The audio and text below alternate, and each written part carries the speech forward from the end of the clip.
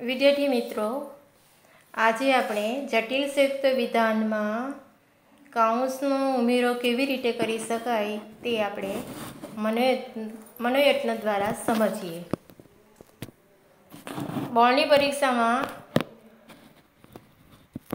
પરીક્ષામાં આ 2 માર્ક માટે પૂછાય છે વિભાગ સીમાં. આગળના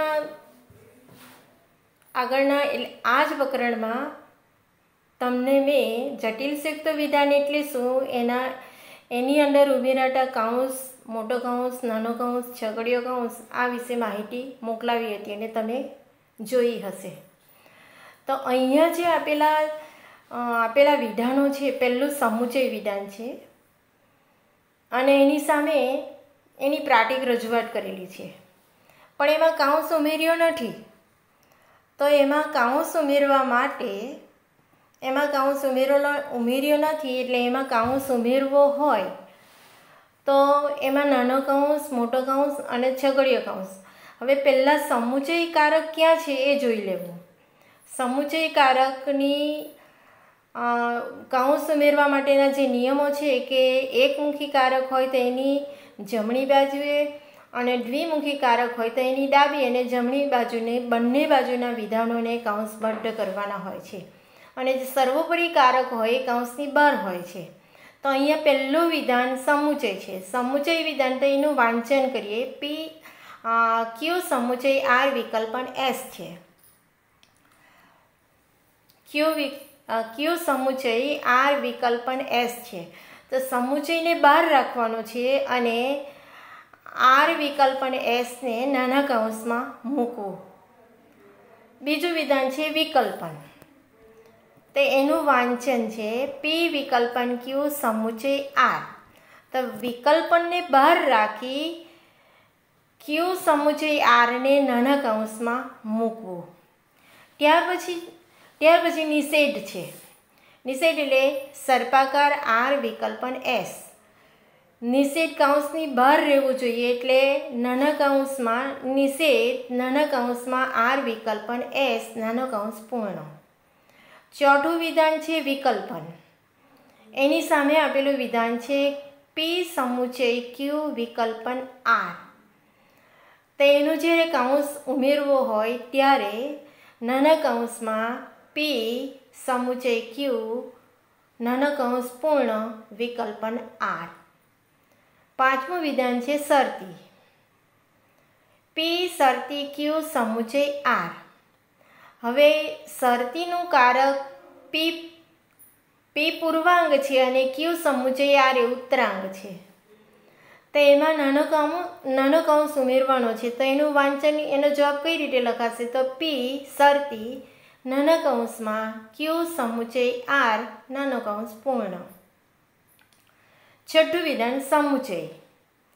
પી શરતી ક્યુ સમુચય એસ. હવે સમુચયની ડાબી બાજુએ શરતી છે અને જમણી બાજુએ સાદું વિધાન છે. તો જમણી બાજુના વિધાનને આપણે કાઉન્સબદ્ધ કરવું. જમણી બાજુ એનું સાદું વિધાન છે, ડાબી બાજુ એનું શરતી વિધાન છે. તો શરતી વિધાનને કાઉન્સબદ્ધ કરવાનું છે.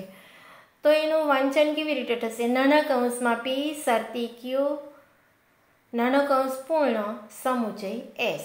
એટલે પી શરતી ક્યુ એને કાઉન્સબદ્ધ કરવું. સાતમું વિધાન છે દ્વિશરતી વિધાન. પી સમુચય ક્યુ દ્વિશરતી આર વિકલ્પન એસ. હવે એમાં કાઉન્સનો ઉમેરો કરવો હોય તો દ્વિશરતી વિધાન વચ્ચે છે, તો એની ડાબી અને જમણી, ડાબી બાજુ અને જમણી બાજુ બંને બાજુના વિધાનને કાઉન્સબદ્ધ કરવાનું છે. તો નાના કાઉન્સમાં પી સમુચય ક્યુ, નાનો કાઉન્સ પૂર્ણ, દ્વિશરતી, નાના કાઉન્સમાં આર વિકલ્પન એસ. દ્વિશરતીનું ચિહ્ન એ કાઉન્સની બહાર રહેવું જોઈએ. ત્યારબાદ આઠમું વિધાન છે નિષેધ. નિષેધ એસ વિકલ્પન નાના કાઉન્સમાં પી વિકલ્પન આર, નાનો કાઉન્સ પૂર્ણ છે. હવે આ વિધાનમાં નાનો કાઉન્સ આપેલો જ છે, એટલે આપણે મોટા કાઉન્સનો ઉપયોગ કરવાનો છે અને નિષેધનું ચિહ્ન સર્પાકાર એ કાઉન્સની બહાર રહેવું જોઈએ. એટલે એનું જવાબ જ્યારે લખીએ ત્યારે સર્પાકાર મોટા કૌંસમાં એસ વિકલ્પન નાનો કૌંસ પી વિકલ્પન આર નાનો કૌંસ પૂર્ણ મોટો કૌંસ પૂર્ણ. ત્યારબાદ 9મું વિધાન છે શરતી વિધાન. પી વિકલ્પન ક્યુ શરતી આર સમુચય એસ. હવે શરતીની ડાબી અને જમણી, ડાબી બાજુ પહેલું વિધાન એ પૂર્વાંગ છે અને બીજું વિધાન એ ઉત્તરાંગ છે. શરતી વિધાનની અંદર સમાવેશ પામતા વિધાનને પૂર્વાંગ અને ઉત્તરાંગ તરીકે ઓળખવામાં આવે છે. પહેલું વિધાન પૂર્વાંગ છે, બીજું વિધાન ઉત્તરાંગ છે. અહીંયા પહેલું વિધાન વિકલ્પન છે ને બીજું વિધાન, પહેલું વિધાન જે પૂર્વાંગ છે એ વિકલ્પન છે ને બીજું વિધાન ઉત્તરાંગ એ સમુચય છે. તો એમાં કૌંસ ઉમેરવો હોય તો આ રીતે થાય. નાના કૌંસમાં પી વિકલ્પન ક્યુ નાનો કૌંસ પૂર્ણ શરતી નાના કૌંસમાં આર સમુચય એસ નાનો કૌંસ પૂર્ણ. ત્યાર પછી 10મું વિધાન છે દ્વિશરતી વિધાન. દ્વિશરતી વિધાન છે. તો દ્વિશરતી વિધાન છે તો એનું વાંચન આ પ્રમાણે થાય છે. નિષેધ આર દ્વિશરતી પી વિકલ્પન આર. હવે સર્પાકાર હોય તો એની જમણી બાજુના વિધાનને જ લાગુ પડે છે, એટલે નિષેધ આરને કૌંસબદ્ધ કરવાની જરૂર રહેતી નથી. ત્યારબાદ દ્વિશરતી છે. દ્વિશરતીની જમણી બાજુએ વિકલ્પન વિધાન છે એને કૌંસબદ્ધ કરવાનું છે, એટલે નાના કૌંસમાં પી વિકલ્પન આર કરવું. ફરીથી વાંચન. નિષેધ આર દ્વિશરતી નાના કૌંસમાં પી વિકલ્પન આર નાનો કૌંસ પૂર્ણ. આ રીતનું મનોયત્ન તમારે તમારી નોટબુકમાં કરવું. ત્યાર પછી ટૂંકા પ્રશ્ન છે એ તમારે આગળના પ્રશ્નો વાંચીને ચોપડીમાંથી શોધીને લખવાના છે. ચોપડીમાંથી શોધીને લખવાનું છે. હવે આપણે સત્યતા કોષ્ટક દ્વારા સત્યતા મૂલ્ય નિશ્ચિત કરવાની પદ્ધતિ વિશે સમજૂતી પ્રાપ્ત કરીએ. ધોરણ 11માં આપણે આ પદ્ધતિ શીખી જ ગયેલા છે, દરેકને આવડે જ છે. તો સૌ પ્રથમ સત્યતા કોષ્ટકની રચના કરવા માટે હરોળ અને સ્તંભની જરૂર પડે છે. સ્તંભ અને હરોળની રચના કેવી રીતે કરવી એની જાણકારી આપણે 11મા ધોરણમાં પ્રાપ્ત કરેલી જ છે. હવે ઉપરથી નીચે તરફના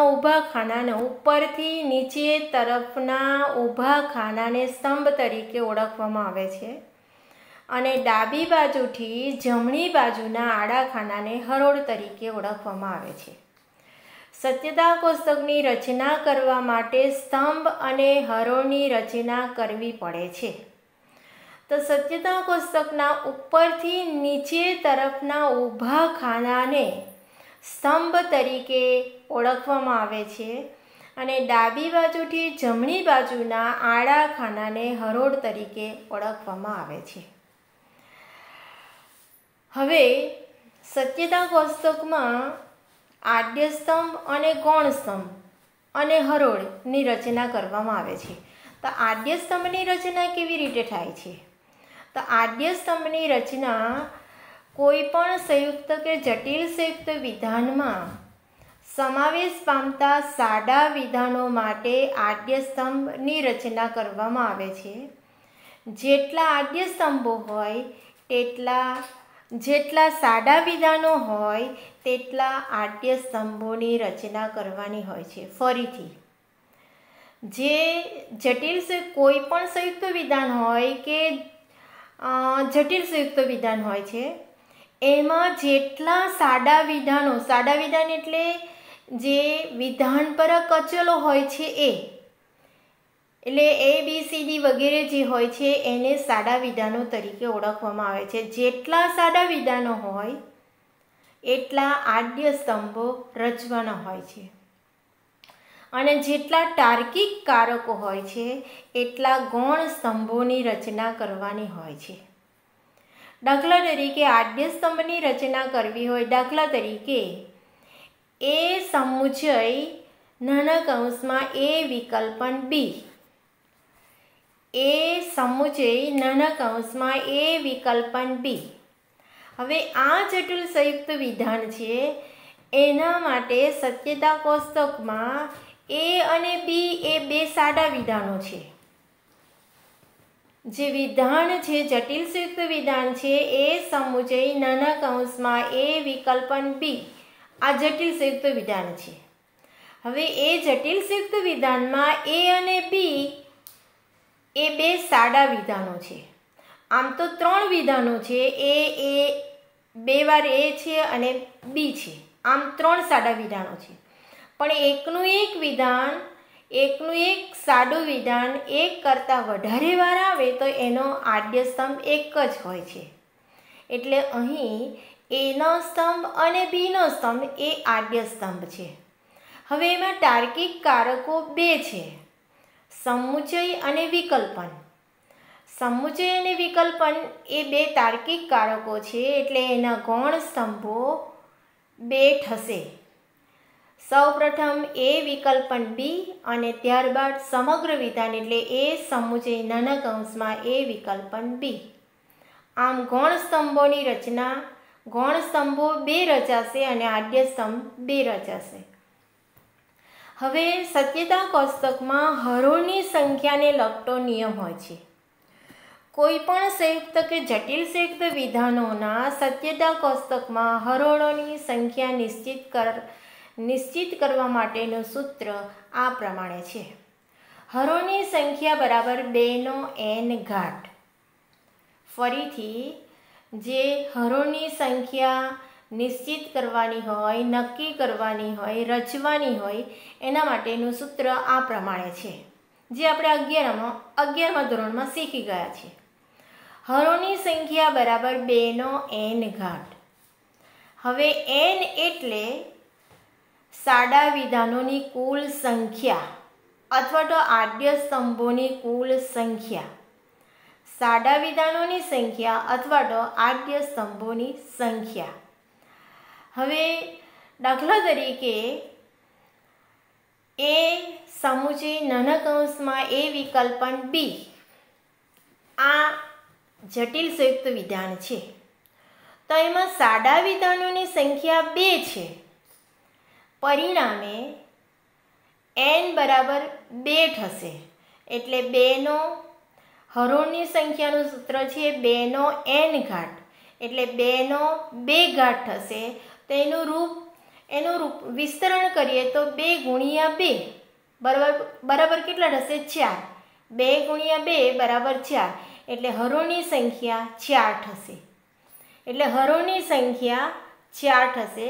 સાદા વિધાનોની સંખ્યા જો 2 હોય તો હરોળની સંખ્યા 4 થશે. સાદા વિધાનોની સંખ્યા 3 હોય તો હરોળની સંખ્યા 8 થશે. સાદા વિધાનોની સંખ્યા 1 હોય તો હરોળની સંખ્યા 2 થશે. ફરીથી જો સાદા વિધાનની સંખ્યા 2 હોય તો હરોળની સંખ્યા 4 થશે. સાદા વિધાનોની સંખ્યા જો 3 હોય તો હરોળની સંખ્યા 8 થશે. સાદા વિધાનોની સંખ્યા જો 1 હોય તો હરોળની સંખ્યા 2 થશે. સમજાયું? હવે તમારા પાઠ્યપુસ્તકમાં જે સત્યતા કોઠો રચવાની બાબત આપેલી છે, સત્યતા કોઠો રચવાનો છે, કઈ રીતે સત્યતા કોઠો રચાય છે એની માહિતી આપેલી છે. અહીં આપેલું જે વિધાન છે નિષેધ R શરતી નિષેધ S, હવે એનો સત્યતા કોઠો રચવાનો છે. નિષેધ R શરતી S એનો સત્યતા કોઠો રચવાનો છે અને એની સમજૂતી પણ આપવાની છે. હવે આમાં સાદા વિધાનની સંખ્યા કેટલી છે? તો 2 છે. સાદા વિધાનની સંખ્યા 2 છે. પરિણામે આદ્ય સ્તંભની સંખ્યા કેટલી થશે? 2. એક આરનો સ્તંભ અને એક એસનો સ્તંભ. હવે ત્યાર પછી એમાં તાર્કિક કારકો કેટલા છે? તો 3 છે. સર્પાકાર, શરતી અને સર્પાકાર. તો એ ગૌણ સ્તંભોની સંખ્યા 3 થશે. કઈ કઈ? તો નિષેધ R, નિષેધ S, ત્યાર પછી ત્રીજો સ્તંભ એટલે ગૌણ સ્તંભ ત્રીજો નિષેધ R શરતી નિષેધ S. ફરીથી સાદા વિધાનની સંખ્યા 2 હોવાથી આદ્ય સ્તંભો 2 છે. R S એટલે પહેલો સ્તંભ અને બીજો સ્તંભ પહેલો સ્તંભ આર છે. જે રીતના હોય ડાબીથી જમણી તરફના જેટલા સાદા વિધાન, પહેલું સાદું વિધાન જે હોય એનો આદ્ય સ્તંભ લઈ લેવો, એટલે આરનો સ્તંભ અને એસનો સ્તંભ. ત્યાર પછી નિષેધ આર છે. આખું વિધાન શરતી છે. પૂર્વાંગ નિષેધ આર છે અને ઉત્તરાંગ નિષેધ એસ છે. તો નિષેધ આરનો સ્તંભ, નિષેધ એસનો સ્તંભ અને ત્યાર પછી સમગ્ર વિધાન એટલે નિષેધ આર, શરતી, નિષેધ એસ. હવે સાદા વિધાનની સંખ્યા 2 હોવાથી હરોળની સંખ્યા કેટલી થશે? 4. 2નો n ઘાત, n બરાબર સાદા વિધાનની સંખ્યા એટલે 2, સાદા વિધાનની સંખ્યા 2 છે એટલે 2નો 2 ઘાત એટલે 2 ગુણ્યા 2 બરાબર 4 થશે. એટલે હરોળની સંખ્યા 4.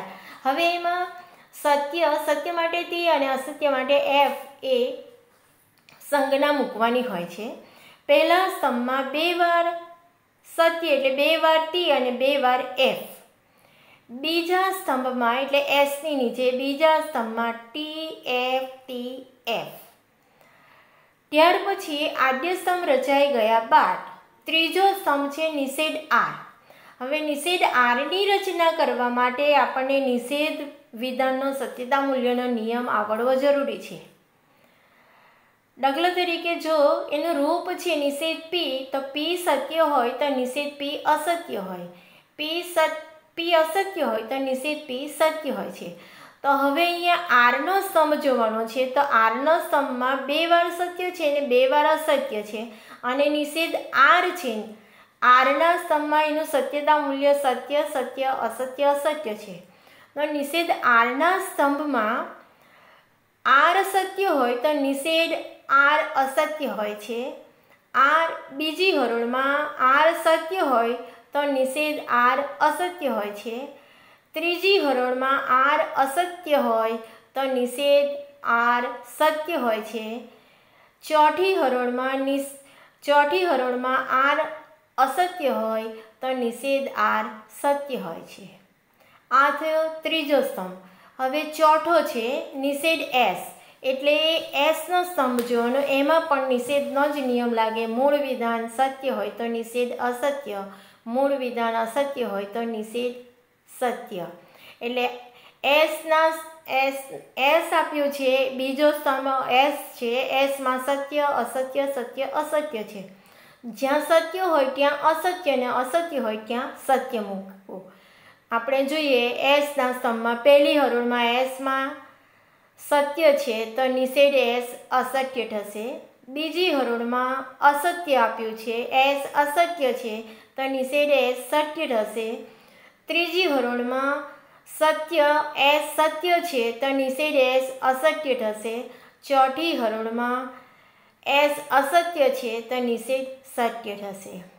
હવે પાંચમો સ્તંભ, ગૌણ સ્તંભ પાંચમો, જેમાં સમગ્ર વિધાનની રજૂઆત થયેલી છે. નિષેધ આર, શરતી, નિષેધ એસ. આખું વિધાન શરતી છે એટલે ત્રીજો અને ચોથા સ્તંભને આધારે શરતી વિધાનના સત્યતા મૂલ્યના નિયમ પ્રમાણે આ પાંચમા સ્તંભની રચના કરવાની છે. શરતી વિધાનના સત્યતા મૂલ્યનો નિયમ એ છે કે પૂર્વાંગ સત્ય હોય અને ઉત્તરાંગ અસત્ય હોય તો અને તો શરતી વિધાન અસત્ય હોય છે, બાકી બધે સત્ય. હવે આપણે બંને ત્રીજો અને ચોથા સ્તંભને જોઈ લઈએ. તો પહેલામાં અસત્ય અસત્ય છે, બીજામાં અસત્ય સત્ય છે, ત્રીજી હરોળમાં સત્ય ને અસત્ય છે, ચોથીમાં સત્ય સત્ય છે. હવે પૂર્વાંગ નિષેધ આર પૂર્વાંગ છે અને નિષેધ એસ ઉત્તરાંગ છે. તો ત્રીજી હરોળમાં સત્ય અને અસત્ય છે, સત્ય અને અસત્ય છે એટલે ત્રીજી હરોળમાં તમારે અસત્ય મૂકવું, બાકી બધે સત્ય મૂકવું. એટલે એફ બરાબર પણ સત્ય, એફટી બરાબર પણ સત્ય, ટી એફ બરાબર અસત્ય અને ટી બરાબર સત્ય. આ થયો જટિલ સંયુક્ત વિધાનનો સત્યતા કોષ્ટકની રચના. હવે એની સમજૂતી તમે 11મા ધોરણમાં શીખી જ ગયેલા છે. એની સમજૂતી આ પ્રમાણે લખવાની છે કે નિષેધ આર, શરતી, નિષેધ એસ આ જટિલ સંયુક્ત વિધાનમાં કુલ્લે 5 સ્તંભોની રચના થયેલી છે. સ્તંભ નંબર 1 અને 2 એ ગૌણ, સ્તંભ નંબર 1 અને 2 એ આદ્ય સ્તંભો છે અને સ્તંભ નંબર 3, 4 અને 5 એ ગૌણ સ્તંભો છે.